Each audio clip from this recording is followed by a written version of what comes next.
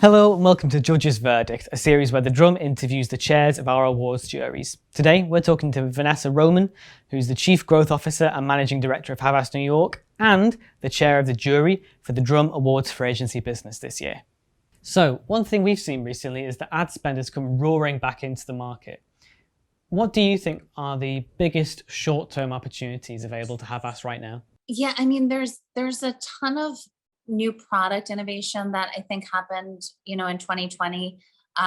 There are some pauses that happened in 2020 in terms of marketing. So 2021 and beyond seem to be some big years to reconnect with culture and consumers. We're finding the financial services space to be, quite robust with activity.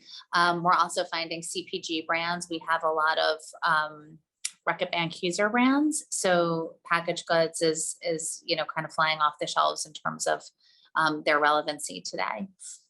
Another trend we've seen lately is there's a lot of competition in the hiring market, specifically for new creative talent. I'm wondering, first of all, is Havas currently staffing up?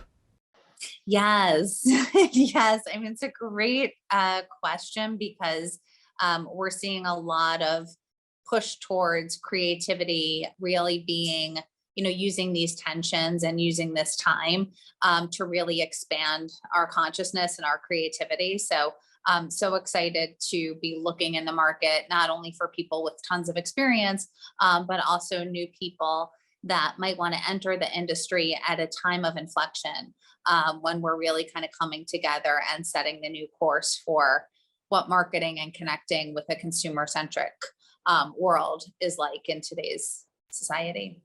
And if I were a brilliant creative director, I'm not, but if I were, why should I come to Havas? Havas, I have been there quite a while, and I feel that it's been a number of different companies in the best of ways. And the reason that I feel that it's in the best of ways is because it continues to iterate and become a new company as the needs change in the market.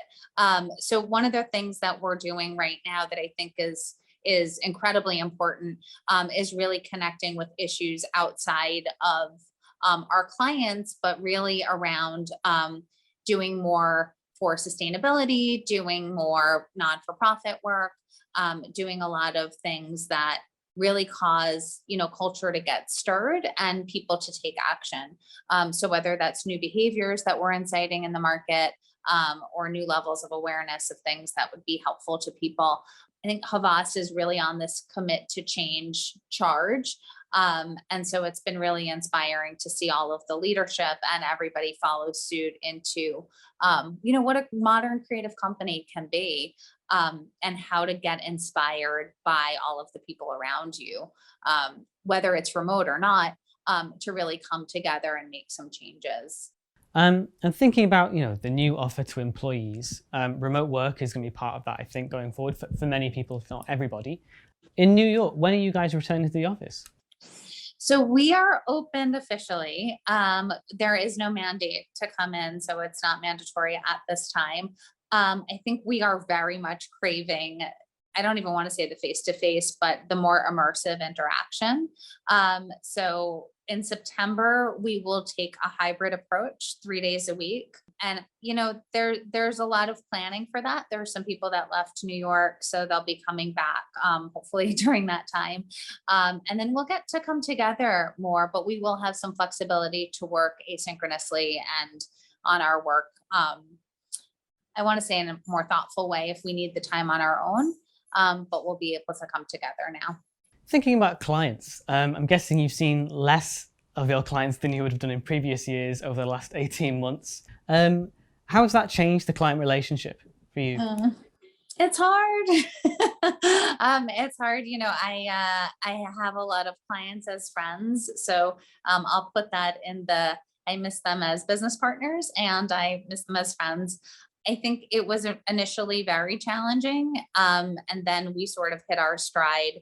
I want to say, in the spring of last year through the fall.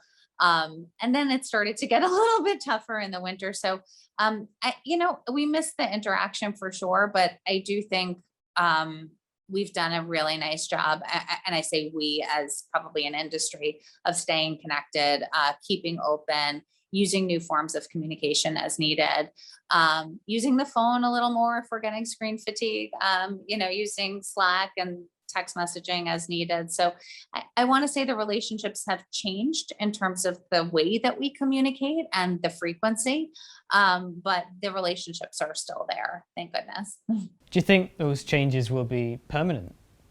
I'm trying to figure that out. It's there will definitely be some things that will not return back. And I think it's important to acknowledge, at least it's personally important for myself to acknowledge that we're not really going back to anything. We're taking all of this learning and moving forward with a lot of information, but not a lot of practice with the information that we've learned and the insights that we've had in the past year and a half. So it is all, I want to say, a big excursion and experiment in the best of ways to see what's going to work coming out of this. But I think hearkening back to 2019 and 20 and then beyond, if we go back down that rabbit hole, I think we've learned a lot about productivity and efficiency, that not being the end all be all. I think the idea of really nurturance and care and commitment and thoughtfulness, all of those things have taken a lot more of a priority. And so I would encourage everybody, like myself, to really take our time coming back, and understanding what's working and what's not working and how to have a voice around it. I think we have to be safe to have different points of view and hold those. Do you worry that remote working, those 2 days, for instance, out of those 3, could that possibly be a barrier to growth in the future? A barrier to growth for the company, or? Well, for the company, but also for individuals, I suppose, because career development is perhaps a little bit harder if you're not getting as much face-to-face time with, I don't know, a supervisor or a manager. Yeah, I definitely think that's right. I think one of the things that we're noticing on Zoom is, it was very productive in 2020 as we moved straight from the office environment to the remote work environment, because we mimicked a lot of what happened in real life on the computer as much as we can. I think now there's certainly a sense of fatigue of screen time. There's a lack of organic interaction across, client relationships and teammates that even know each other. It's hard to joke around. It's hard to laugh. It's hard to interrupt just with a small head nod, without it sort of interrupting the flow of the meeting. And all of those things are important. I mean, we love what we do, but I think it's the surround sound of not just the work we do, but also who we do it with and how we get it done is so much part of the experience that we have in a creative company. So I think coming together will be great, but I also think we've learned a lot about how to work autonomously. And so I'm hoping the best of both worlds happen.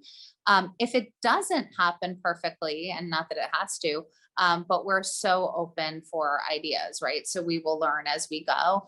And there's always time to, iterate and improve on our model. This year, you're chair of the jury for the Drum Awards for Agency Business. So what we're wondering is, what are you looking for in entries? What, to your mind, makes a really strong entry? Yeah, it's a great question.